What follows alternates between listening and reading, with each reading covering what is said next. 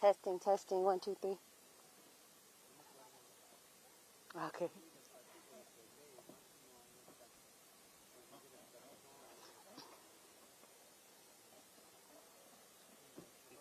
Let me know when you're ready. Okay. All right.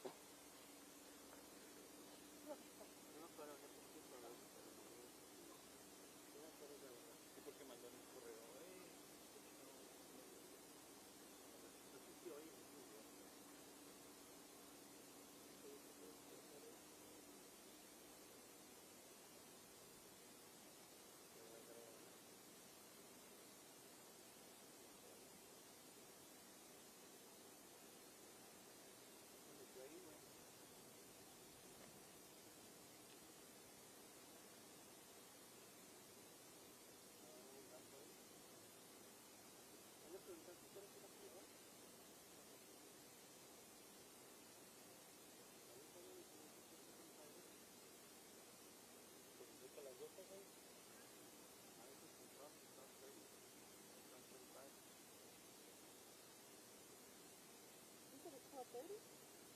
No. Oh. Let me check. I thought it said 12. Yeah, I know. That's what I got.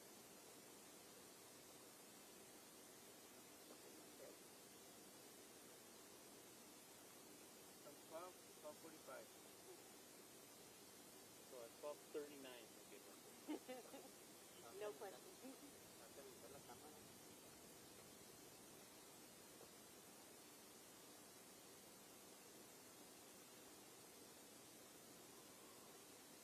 Are you gonna wait long? No. I got here like maybe 10 minutes before he did. And 5 minutes before he did. Because he was chilling in the car with the AC. Going back. Yeah. Don't think about it. Just do it. Just do it. Or don't.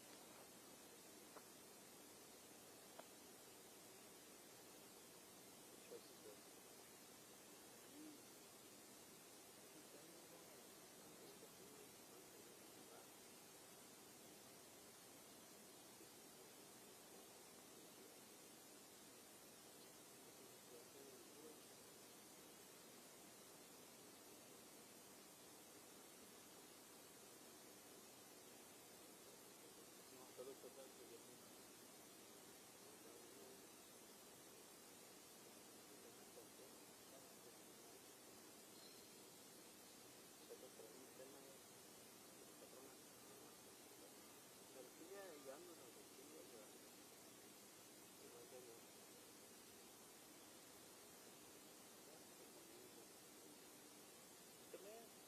How's your Spanish now?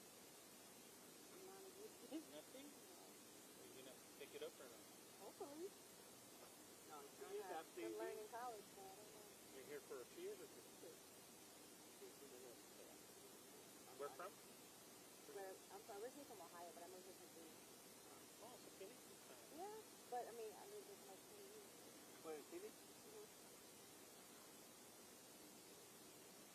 There's a lot of Spanish.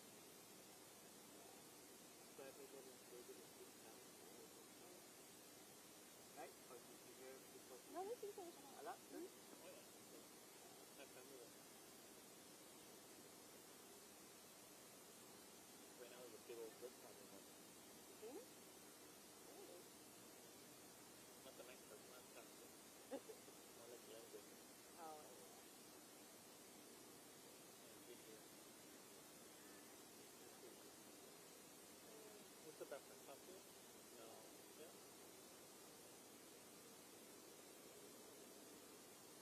Ventura Road.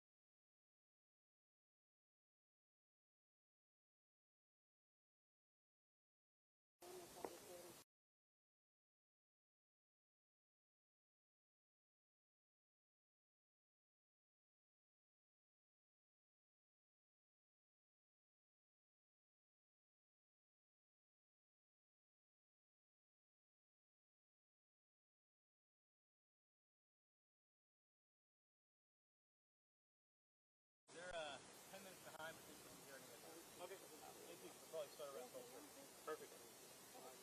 And you have a jukebox, televisión, KBIO. and no one else matters. The top three. The Yeah. song. Ya la pago, güey. No, please no. What time is it? 15 till.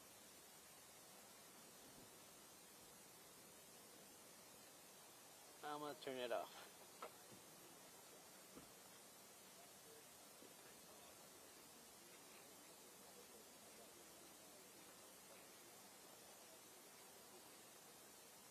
Nobody else matters in the house.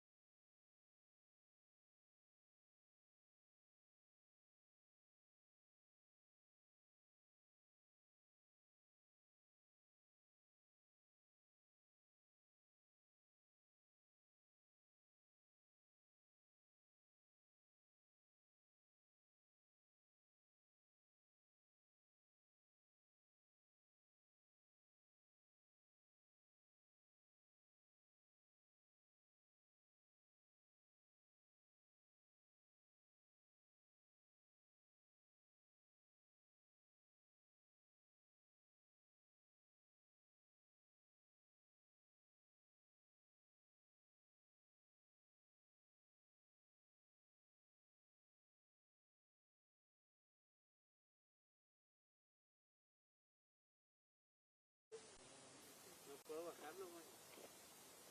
Sube el mío.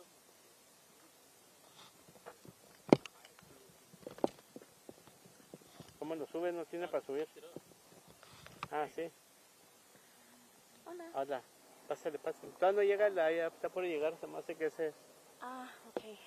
No sé dónde poner eso. Pónselo a él. ¿A él? Sí. Ok. Díselo que entonces clipan a él. Así, ¿verdad? Sí.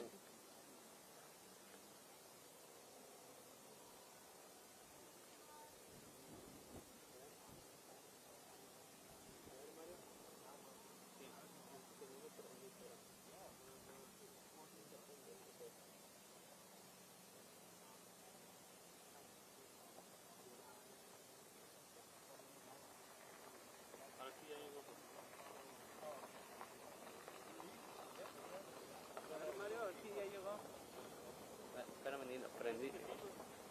Sí, a ver, el mío.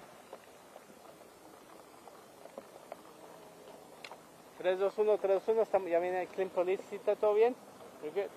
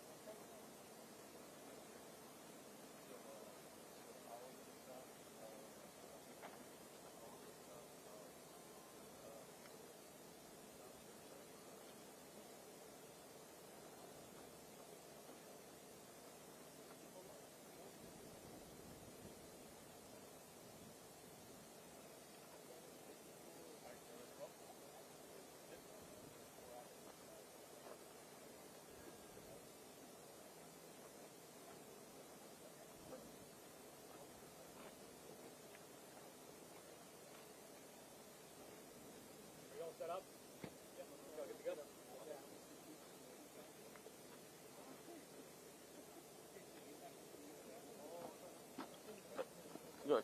Just come stand. Yeah, stand here. Great. Well, I appreciate everyone for coming out today. It's great to be back in the Lower Valley. There's so much happening. I've hosted over 200 members of Congress at the border. I wanted to host. I've also hosted many candidates. Today, I'm hosting a couple of candidates that are in very competitive races. Gabe Evans from Colorado and Caroline Dobson from Alabama.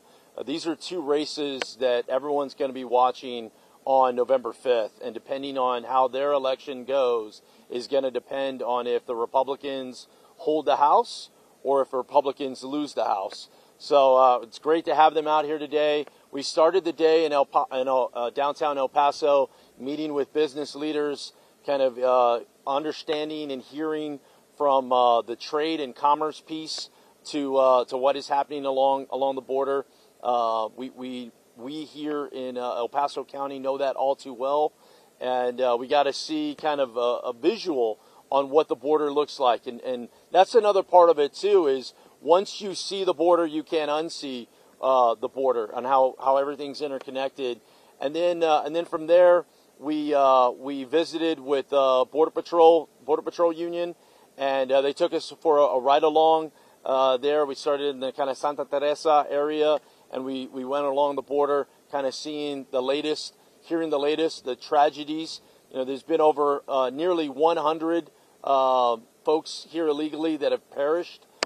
This is a number that doesn't just get brought up too often. As you can see, it's kind of warm today. There's so many different issues. The canal's right behind us. Countless number of people that, get drowned in that canal. And then we did a ride along with local police department. This is a group that is always forgotten. The local police departments in the Lower Valley, and I really want to give a shout out to all the folks that helped us today.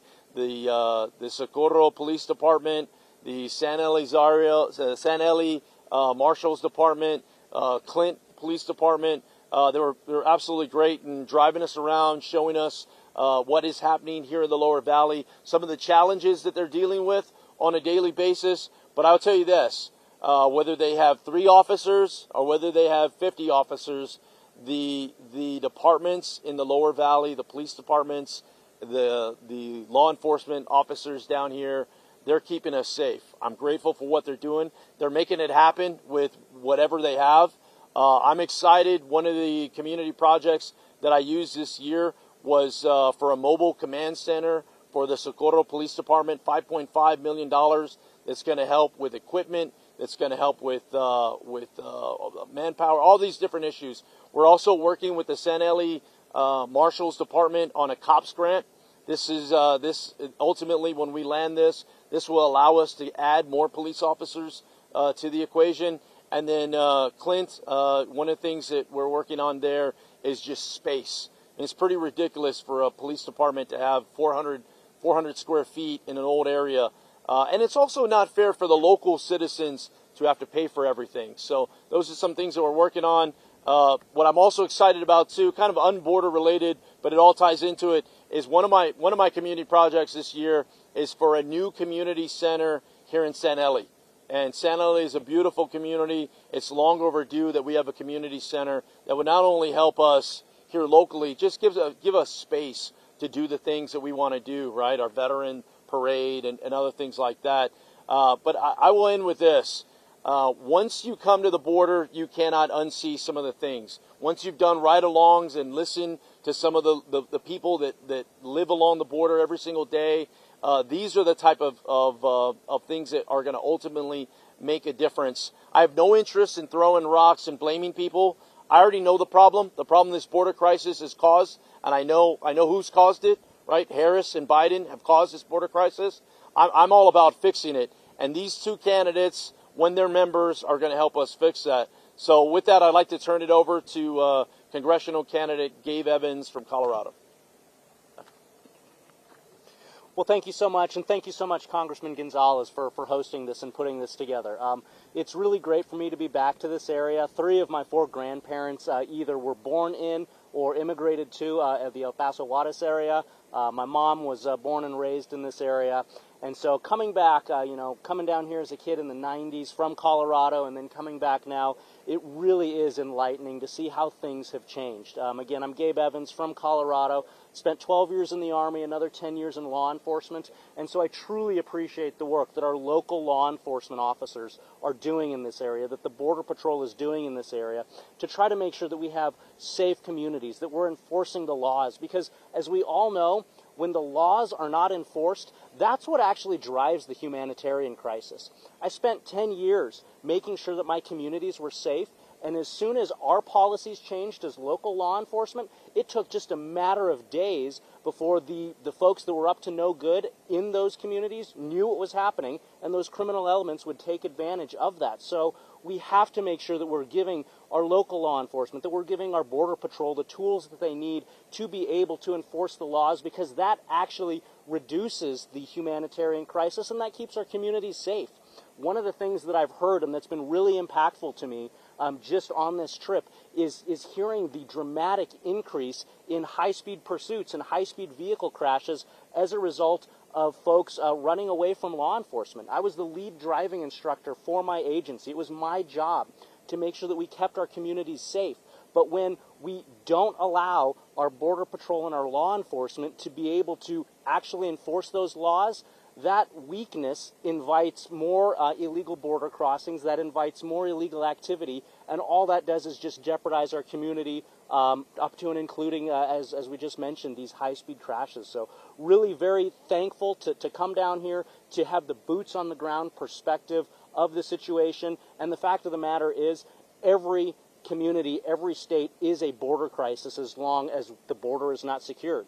In my area, we've had transnational criminal organizations take over apartment complexes. We've seen Colorado is the #2 state in the nation for teenagers overdosing and dying as a result of fentanyl. And that ties directly back to the failed policies of the Biden-Harris administration and their rubber stamps in Congress on the far left. And so as a cop, as a soldier, as a husband, as a father of 2 kids who doesn't want my kids to suffer from that overdosing and dying from illegal drugs, I'm down here to make sure that I have a boots on the ground understanding of how we can solve this crisis and how we can actually empower those Americans like my abuelito, my grandfather, Cuauhtemoc Chavez, who legally immigrated to the United States from Mexico, earned his citizenship with 2 Purple Hearts in World War II. How do we pass on that peace, that prosperity, that American dream to my generation and to future generations? That's why I'm here today. That's why I'm so appreciative of everybody that's helped to put this event together. Again, Gabe Evans from Colorado, and I will turn it over now. Thank you so much for coming. Thanks so much for being here today. I'm Caroline Dobson, and I'm running for Congress in Alabama's 2nd Congressional District. I just want to thank Congressman Gonzales also. He's so eloquent and he's so articulate, but what's more even impressive is that he's not just a man of words, he's a man of action, and he truly embodies the statesmanship that we need to see more of. Just watching him in action throughout these communities has really inspired me, again, to take action, because the people of America, the people of Alabama's 2nd Congressional District, and all across this nation, they want more action and they want more results. And no topic is that needed more than here at the border. We have a humanitarian crisis on our hands, whether it's the individuals who drowned tragically in the canal, whether it's the 320,000 children that the Biden-Harris administration has lost track of in the past 3.5 years. We are in a situation where our country cannot continue to go on. It's draining our resources, but it's also bringing in substances like fentanyl. It's bringing in gang violence, sex trafficking, and it's harming the future and vitality of our country. We have got to have people who are willing to come, see firsthand, witness this crisis, and take action. I also want to commend Congressman Gonzales when it comes to the needs of our rural communities. I think a lot of people don't realize the impact of our border crisis on rural communities like San Eli. You know, I know, and I just heard that, you know, for a city of around 11,000 people, you have 4 policemen, whereas the national ideal is 2 policemen per 1,000 residents. Not just here in Texas, but in my district, in Alabama's 2nd Congressional District. We have allowed our federal government to stop treating our law enforcement like heroes, and that's got to stop. We've got to ensure that our law enforcement has the funding, the authority that they need to keep our communities safe, and we've got to prioritize restoring trust between our communities and the law enforcement that serves them. So I'm so grateful to be here, and I can promise you that I, if elected, will do everything in my power to try to come up with some common sense solutions that restore human dignity, humanitarian rights, and also secure our border for the safety and sovereignty of our country. Thank you. Great. We'll take a couple of questions now.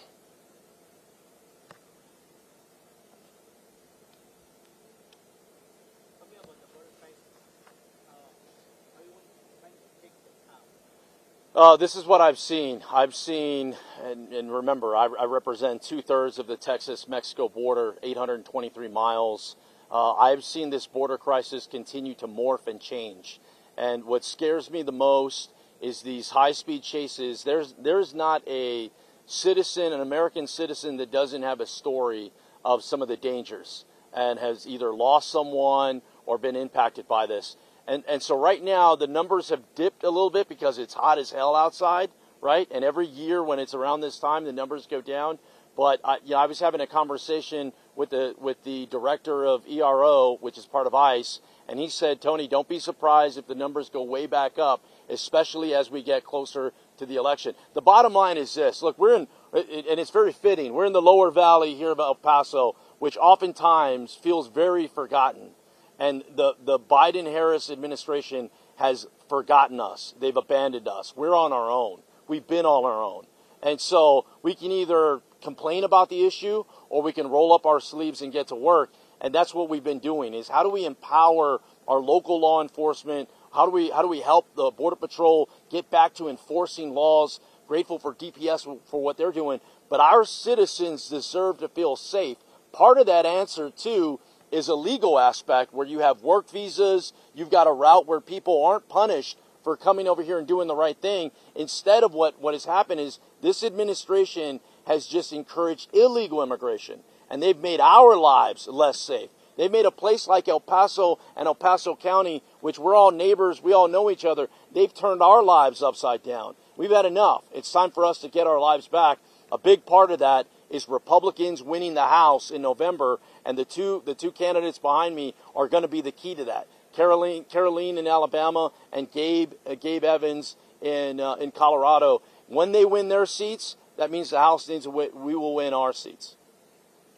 Are you keeping an eye on any potential caravans, groups of people moving up north?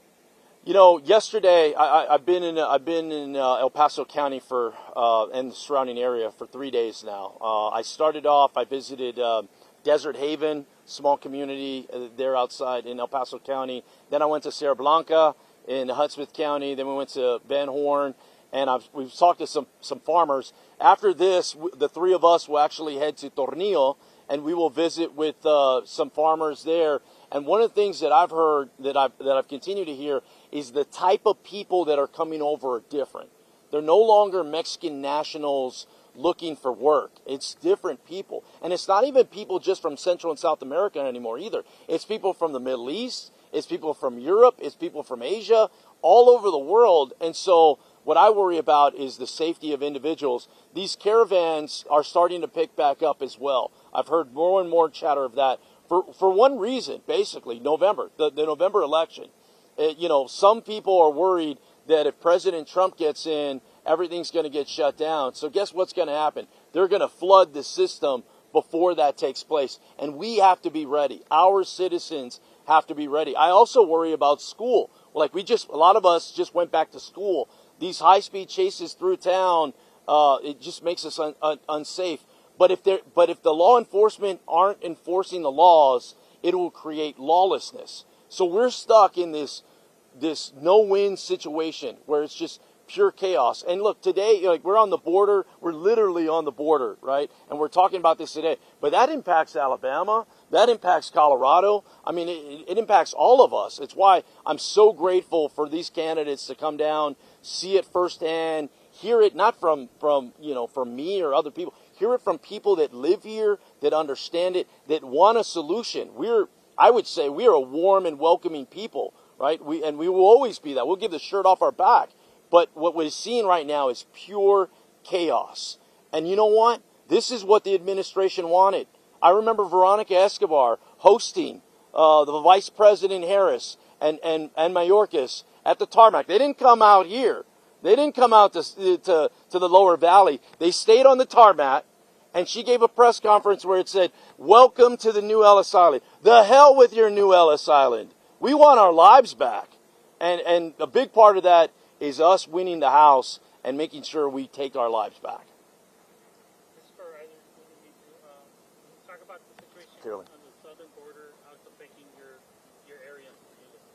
Yes, well, so I-10 goes straight, it curves the border of Alabama's 2nd Congressional District. So we, of course, have seen the impact of fentanyl, much of it manufactured in China, that has come across our southern border. My own godbrother in Montgomery, where I live in the 2nd Congressional District, died of a fentanyl overdose. So it's really hard to find a family that hasn't been adversely impacted by the border crisis. Countless young people throughout the district have died at the hands of illegal aliens, many of them who've already previously been apprehended for committing crimes. Most recently, a 19-year-old, Adam Luker, in Sims, Alabama, was killed by an illegal alien drunk driving who had previous DUI on his record. So again, due to this chaos, is a good word to describe it, we've had an influx of so many people about whom we know nothing, who have just been dispersed throughout this country. And again, it's not just the crime, it's the drugs, it's the drain on our resources.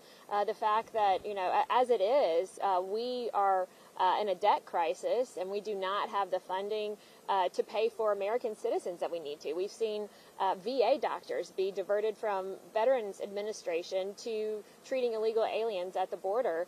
You know, these are people that should be treating the folks that have given their lives to keep our country safe. So it really impacts all of America, and I think you'd be hard-pressed to find a corner of America or an American that the border crisis hasn't impacted. Yeah, great question. We already talked about the fact that Colorado is number 2 in the nation for teenagers dying as a result of fentanyl. But let's talk about some of the other impacts that we've seen. Because of this open border situation, and because Colorado has adopted sanctuary state policies, we've seen 40,000 predominantly Venezuelans come to the Denver metro area in just over the last year.